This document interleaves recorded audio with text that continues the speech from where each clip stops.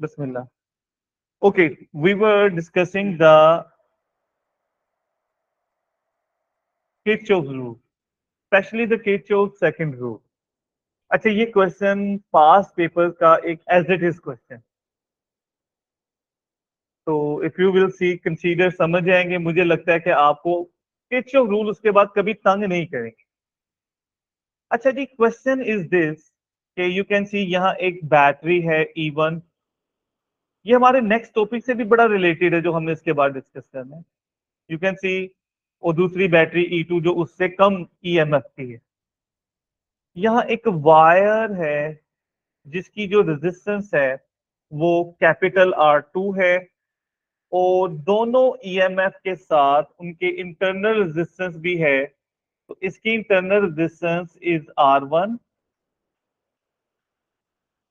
और इसकी internal resistance is R2। यहाँ एक वायर जिसकी रेजिस्टेंस कैपिटल R है। यहाँ एक स्पेसिफिक जो सबसे इंपॉर्टेंट चीज देखने वाली है, ये जो पॉइंट E है ना, ये एक स्लाइडर कॉन्टेक्ट है। स्लाइडर कॉन्टेक्ट है जिसकी position can be changed, fix नहीं, राइट। उसको हम आगे और पीछे मूव कर सकते हैं, और इस वक्त वो उस वायर के हाफ में, मिड में, सेंटर पे। तो सेंटर पे होने से क्या होगा भाई, वायर में रेजिस्टेंस लेंथ के डायरेक्ट प्रोपोर्शन होती है ना, ये हमने कहीं पढ़ा हुआ है बेटा। इसका मतलब हाफ होने का मतलब है कि R2, अगर ये रेजिस्टेंस है पूरी वायर की कैपिटल R2, तो उसके इस साइड पर हाफ R2/2, और ये भी R2/2, यानी half R2 resistance on either side of this point E। अच्छा, अब ना क्वेश्चन में गिवन है ये दो चीजें, कि यहाँ एक करंट I1 है और यहाँ एक करंट I2। एक्चुअली जो पहला पॉइंट मैं डिस्कस करने लगा हूं, सिर्फ इसकी वजह से ही मुझे क्वेश्चन जुबानी याद रह गया, और एक्चुअल में इशू भी यही है। उसने सिर्फ यहां जहां मैंने सर्कल किया ना बेटा, उसने सिर्फ ये करंट बताए हैं, बाकी करंट अब आपने खुद ही एक और करंट भी बताया, सॉरी, ये I2, एक I3, बस ये तीन करंट बताए। तो अब आपने बाकी पॉइंट्स पे करंट आपने खुद ही एज्यूम करना है। भाई एक करंट पे एक वायर में एक ही करंट होता है ना, तो इसका मतलब अगर यहाँ I1 है तो इधर भी I1 है, इधर भी I1 है, और ये यहाँ भी I1, और ये भी एक ही वायर है यहां से यहां तक, यहां से लेकर ये जितनी भी है ये एक ही वायर है बेटा, तो इधर भी करंट I1 है। ये पॉइंट बहुत इंपॉर्टेंट, क्लियर, ये बात याद रहेगी। लॉजिकली आप देख लें कि यहां से लेकर हम यहां तक आए हैं, तो कोई पाथ बीच में इंटरफेरेंस नहीं कर रहा कि जहां से करंट जाए या आए, ना तो कहीं से इस पाथ में से कहीं जा रहा है ना आ रहा है। तो लॉजिकली यहां करंट शुड बी सेम, और वो I1 है, क्लियर। अच्छा जी, फिर वो कह रहा है ये करंट यहाँ I2 है, इसका मतलब ये एक पाथ है यहां से यहां से, तो इस पॉइंट पे भी करंट I2, क्लियर हो गई बात।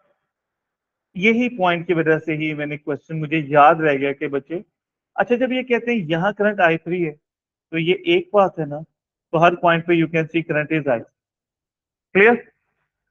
अब ना पहला क्वेश्चन वो पूछता है what is the relation between the currents eyes.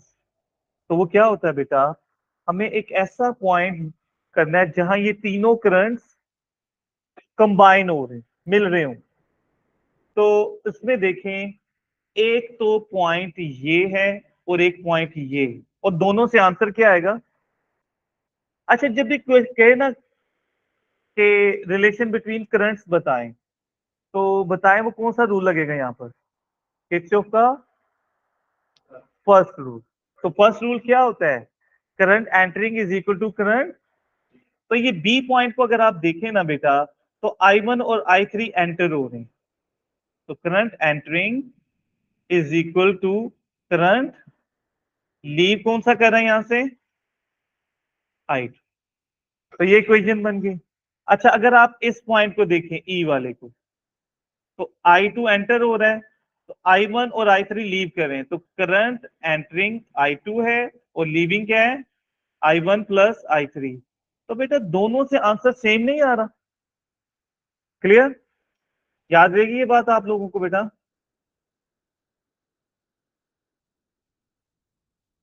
Okay, चलें आगे। Is it clear? यहाँ तो कोई इश्यू तो नहीं है। अच्छा, अब दूसरा है हमारा, वो मेन पार्ट है। जब वो कहना relation between I's R's and EMF, तो बेटा this is Kirchhoff second rule. अच्छा, किरचॉफ सेकंड रूल में आपने क्या करना है, या तो आपने आईआर लेना है और कोई सोर्स है तो ईएमएफ, इसके अलावा आपने कुछ और कंसीडर नहीं करना। और इस क्वेश्चन में वो आपको एक पाथ बताएगा जो जिस पॉइंट से स्टार्ट हो रहा है वही एंड हो, इसे कहते हैं क्लोज लूप। तो आपने क्या करना होता है, आपने कोई साइंसदान नहीं बनना, आपने उस पाथ को फॉलो करना है। जैसे उसने खुद बताया ना, ABEFGA, तो आपने स्टेप बाय स्टेप जाना है। तो आपने क्या लेना है, जब भी आप पाथ फॉलो कर रहे हो तो आपने कोई रजिस्टर आएगा तो आईआर ले लेंगे, कोई सोर्स आ जाएगा तो ईएमएफ, और कुछ भी नहीं लेना। तो ए से बी में कोई कंपोनेंट है? कुछ नहीं, कुछ भी नहीं है। फिर हम इस पाथ को बी से ई यानी ये जा रहे हैं, तो यहां ये हाफ रजिस्टर है, बी से ई तक लेना है। तो वो R2/2, और उसको जो करंट मिल रहा है वो I2। तो हमने IR लिया ना, यहाँ I2 है और रजिस्टर R2/2। प्लस माइनस को छोड़ दें अभी, राइट, वो इसके बाद डिस्कस करेंगे। फिर बेटा जी कह रहे हैं E से F, यानी E से F जाए तो फिर वो बाकी की रिमेनिंग हाफ रजिस्टर IR लेंगे। लेकिन यहां करंट क्या होगा, ये है जहां जिसके लिए मैंने क्वेश्चन बच्चों को करवाता हूं कि यहां जो करंट I1 था ना, ये यहां भी I1 करंट है।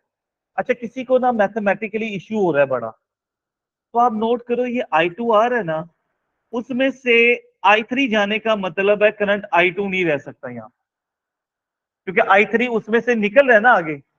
I3 की डायरेक्शन देखिए, उसने खुद गिवन दी हुई है।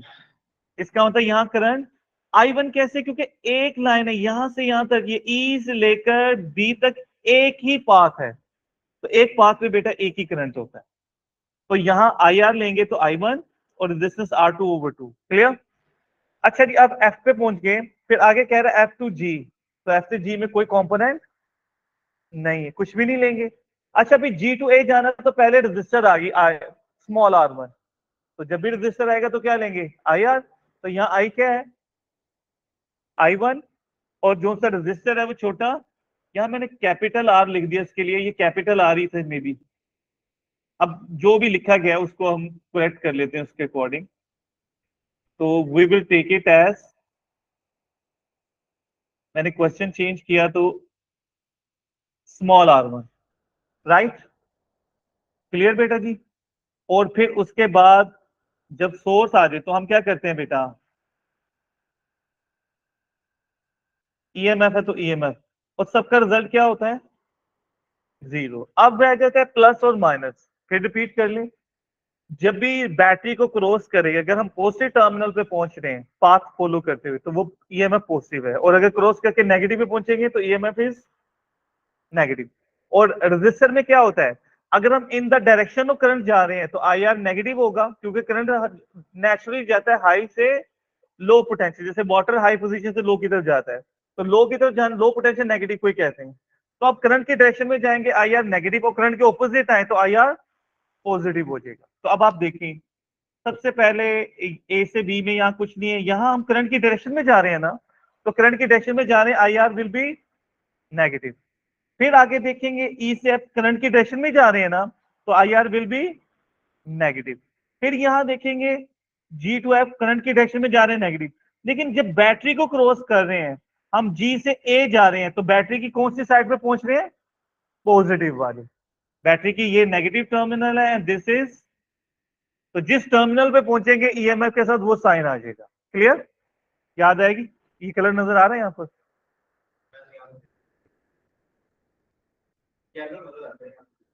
थोड़ा सा येलोइश। किधर? ओके, हाँ, यहाँ कलर ज्यादा है जी।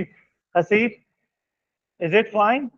से किधर कह रहे कलर? आप माउस से थोड़ा कर दें कुछ और। क्या चीज कर दें, क्या चीज चेंज करनी है बेटा? से कलर आप किधर कह रहे कलर नहीं, वो इधर जो बैठे बच्चे ना, जो हमारे पास मल्टीमीडिया उसके थोड़े से कलर डिफरेंट है यहाँ, डल है यहाँ, जो इधर बैठे हुए हैं बेटा उनके लिए कह रहे हैं। जी हाजरा, समझ आ जाएगा बेटा।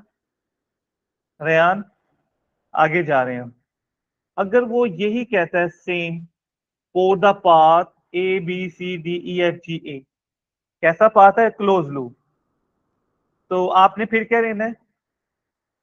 या ई लेना है या I R. E EMF, I R potential difference, sum of EMF potential difference is zero in a close loop. तो सबसे पहले ए से बी आए तो कुछ भी नहीं, बी से सी आए कोई कंपोनेंट नहीं, फिर सी से डी आए तो पहले ईएमएफ है तो ई2, और रेजिस्टर है तो आई आर। तो यहाँ आई3 है और आर स्मॉल r2 है, I3R2। मेरे ख्याल में तो आपको इश्यू रह नहीं गया। जब आप डी पे पहुंचे हो तो डी से कुछ नहीं, ये पॉइंट फिर इंपॉर्टेंट है। फिर जब ई से एफ है तो क्या है? R2/2, R2 की हाफ रेजिस्टेंस है, और करंट क्या है? यहाँ करंट I1 हो। ये I1 is the most important point. क्यों? क्योंकि यहाँ देखो ना, ये करंट, ये I1 है, इसको करंट कहाँ से आ रहा है? यहाँ से आएगा ना। तो ये दोनों में करंट कैसे डिफरेंट हो सकता है? तो इसलिए यहाँ I1 करंट है, और रेजिस्टेंस कितनी है? यस, तो I1/2। फिर आगे जाकर ये रजिस्टर आ जाता है आई small r1, I1 small r1, और फिर E1 है, और सबका रिजल्ट जीरो। प्लस माइनस में कोई डाउट है? अब मैं एक मरतबा रिपीट कर, जब भी करंट की डायरेक्शन में जाएंगे आई आर नेगेटिव, करंट के ऑपोजिट आई आर। और ईएमएफ में क्या ख्याल करना है? जब भी हम ईएमएफ को क्रॉस करते हैं तो हम जिस साइड पे पहुंचेंगे वो साइन आ जाएगा। तो अब आप देखें, सबसे पहले हम जा रहे हैं C to D, तो हम नेगेटिव टर्मिनल पे पहुंच रहे हैं तो E2 के साथ नेगेटिव आ गया। और यहाँ पर हम जा रहे हैं C to D, करंट के ऑपोजिट, करंट जा रहा है लेफ्ट की तरफ। Can you see this arrow? तो हम C to D उसके ऑपोजिट जा रहे हैं, तो ऑपोजिट जाए तो पॉजिटिव होता है यार। फिर आगे E to F जा रहे हैं तो करंट की डायरेक्शन में जा रहे हैं तो नेगेटिव है। फिर G से A जाते हैं, करंट की डायरेक्शन में जा रहे हैं तो I1/R1 नेगेटिव है। और बैटरी को क्रॉस कर रहे हैं तो पॉजिटिव टर्मिनल पे पहुंचेंगे ना, ए पे जाते हुए पॉजिटिव टर्मिनल वाली साइड पर, तो that is why it is taken to be positive. और एक ऐसा क्यों है ये हमने कल डिस्कस किया हुआ है, राइट? अच्छा जी, अब आखिरी ये वाला पॉइंट डिस्कस कर चुके, potentiometer. This is the last topic of this chapter. थोड़ा सा फोकस लेना आप लोगों ने। पोटेंशियोमीटर, बेटा नाम से जाहिर है पोटेंशियोमीटर, ये याद रखें, ये वोल्ट मीटर का ऑल्टरनेटिव भी बन सकता है। तो जो बच्चे P5 देखेंगे ना, P5, उसमें ये नाम पोटेंशियोमीटर भी आएगा, कि वोल्ट मीटर की जगह हम पोटेंशियोमीटर भी यूज कर सकते हैं, एक और भी यूज कर सकते हैं, वो ज्यादा बेहतर हम। Can you make the guess? CRO। CRO में वो जो वाई एक्सिस होता है वहां वोल्टेज की वैल्यू होती है। तो ग्राफ में से वो डिवीजन की वैल्यू ना, कि एक बॉक्स की वैल्यू, एक स्क्वायर की वैल्यू इतनी है, तो मल्टीप्लाई से करके वो निकाल लेते हैं कितना वोल्टेज। तो ऑल्टरनेटिंग वोल्टेज है तो वोल्ट मीटर वहां काम, वो तो सुई उसकी हिलती जाएगी। तो CRO is again the best, वो बता देगी, क्योंकि वो वे बना देती है ऑल्टरनेटिंग। तो हम आराम से किसी भी पॉइंट पर किसी भी टाइम पे वोल्टेज की वैल्यू फाइंड कर सकते हैं। बहरहाल एक ऑल्टरनेटिंग वोल्ट मीटर और एमीटर भी होता है, वो अभी हमारी डिस्कशन में नहीं है, वापस हम इस पर आ जाए। पोटेंशियोमीटर, पोटेंशियोमीटर एक्ट्स लाइक, इसके दो फंक्शन होते हैं। It acts like a potential divider, ये कहीं हमने सीखा भी है, सीरीज सर्किट नहीं पढ़ा हुआ है। दूसरा, ये किसी भी, वही बात है कि वोल्ट मीटर वोल्टेज, ईएमएफ भी वोल्टेज होते हैं, किसी सेल के सोर्स के वोल्टेज को ईएमएफ कहते हैं, किसी कंपोनेंट के क्रॉस वोल्टेज को पोटेंशियल डिफरेंस, ये वो मेजर करने के काम भी आता है। यहाँ ये पोटेंशियल डिफरेंस बड़ा मजे का कॉन्सेप्ट है। वो क्या? देखें बेटा, आपके पास ना एक बैटरी है जिसमें 12 वोल्ट है, और आपने एक ऐसे बल्ब को ऑन करना है जिसको 2 वोल्ट का वो बल्ब है, यानी 2 वोल्ट चाहिए, ज्यादा मिलेंगे तो वो जल जाएगा। अब बैटरी 12 वोल्ट की है और चाहिए आपको सिर्फ 2 वोल्ट। तो जब तक बैटरी खराब नहीं ना होती, वो 12 वोल्ट पे प्रोवाइड करेगी। और बल्ब को 2 वोल्ट से ज्यादा मिले तो वो कैन बी डैमेज। कभी आपको सिर्फ 3 वोल्ट चाहिए, बैटरी 12 वोल्ट की है। कभी आपके पास 4 वोल्ट, कभी आपको सिर्फ 7 वोल्ट चाहिए, कभी सिर्फ 9 वोल्ट चाहिए थी, बैटरी 12 वोल्ट की है। तो अब ना हम कैसे करें? एक तो कॉमन सेंस वाली बात है, लेकिन वो खर्चा ज्यादा है कि अगर हमें 2 वोल्ट चाहिए ना एक बल्ब को चलाने, हम 6 बल्ब को सीरीज में लगा दें, लेकिन एक के चलाने के लिए 5 और फालतू में चलाएंगे, ये कॉमन सेंस नहीं। तो उसका जो सोल्यूशन है वो पता क्या है?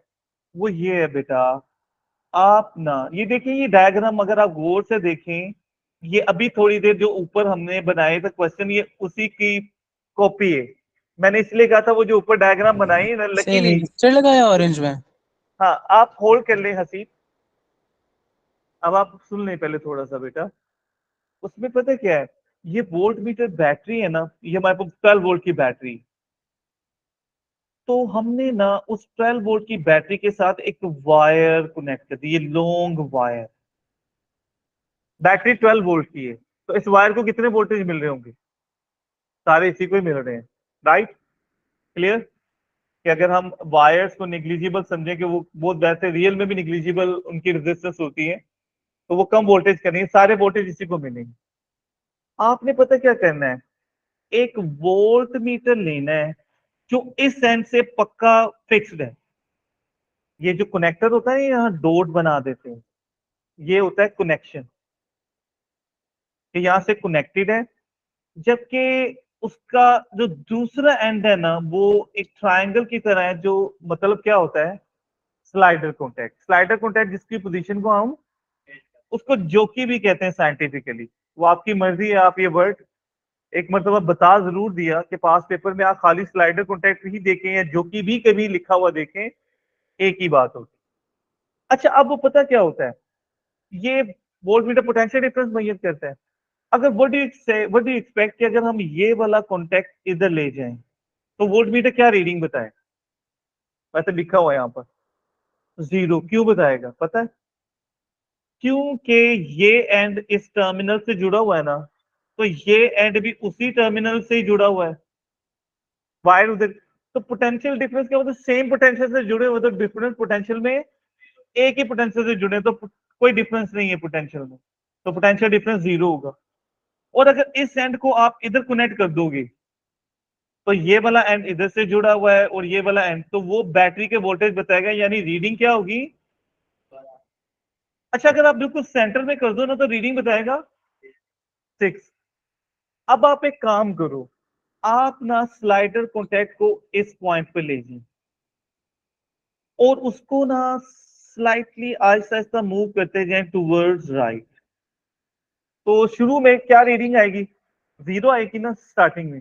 फिर आप मूव कर रहे हो तो एक पॉइंट पे जाकर वो 1 दिखाएगा, आपने वहां 1 मार्क कर देना है। मार्क कर दिया, फिर जहां 2 दिखाएगा वहां 2 मार्क कर देना है। और एक बात यू विल सी, कि जब आप पहुंचोगे 12 तक, तो वो सारी 0 से 12 तक काउंटिंग के मार्क्स आ जाएंगे, वो मार्क लिख देने। तो अब आप एक अजीब बात नोट करोगे, आपने अपनी वायर के 12 इक्वल पार्ट्स कर दिए, और फिजिकली मतलब ये है कि हर पार्ट इज कंज्यूमिंग 1 वोल्ट। ये एक रूलर बन गया। वो जो 0 से, अच्छा ये 12 पार्ट क्यों हुए हैं? क्योंकि यहां बैटरी में कितने थे टोटल? अगर 24 वोल्ट होते तो इसके 24 इक्वल पार्ट हो जाने, और अगर 2.4 होते तो फिर यही पार्ट 1 की बजाय 0.10, अगर डेसिमल में होती, छोटी वैल्यू होती, यानी जो भी वोल्टेज आप यहां देंगे उसके इक्वल पार्ट यहां आ जाएंगे। अब उस मार्किंग का फायदा पता क्या होगा, कि हर मार्क एक स्पेसिफिक वोल्टेज को रिप्रेजेंट कर रहा है। तो आप ना एक बल्ब जिसको 2 वोल्ट चाहिए, तो आप उसको 0 और 2 पॉइंट से जोड़ दें, उसको एग्जैक्टली 2 वोल्ट मिलेंगे। उसको आप 1 और 3 से जोड़ दें, उसको तब भी 2 वोल्ट मिलेंगे। क्यों? 1 और 3 में डिफरेंस कितना है? 2 का। आप एक पॉइंट को 1 और 2 और 4 से जोड़ दें, उसको भी क्या मिलेंगे? 2 वोल्ट। आप 5 और 7 से जोड़ दें, तब भी क्या मिलेंगे? 2 वोल्ट। बेटा अगर ना थोड़ी सी कॉमन सेंस यूज करें, आप इस सिचुएशन में इन मार्क्स को यूज करते हुए मोर देन 10 बल्ब आप स्विच ऑन कर सकते हो और हर एक को 2 वोल्ट मिलेंगे। लेकिन इसका रिजल्ट ये होना है कि जितने अप्लायंसेस ज्यादा कनेक्ट करोगे बैटरी उतनी जल्दी खत्म हो जाएगी, जो ऊपर 12 है। क्लियर? अच्छा, अब आपको एक मोटर है जिसको 3 वोल्ट चाहिए, तो अब आप उससे किससे कनेक्ट करोगे?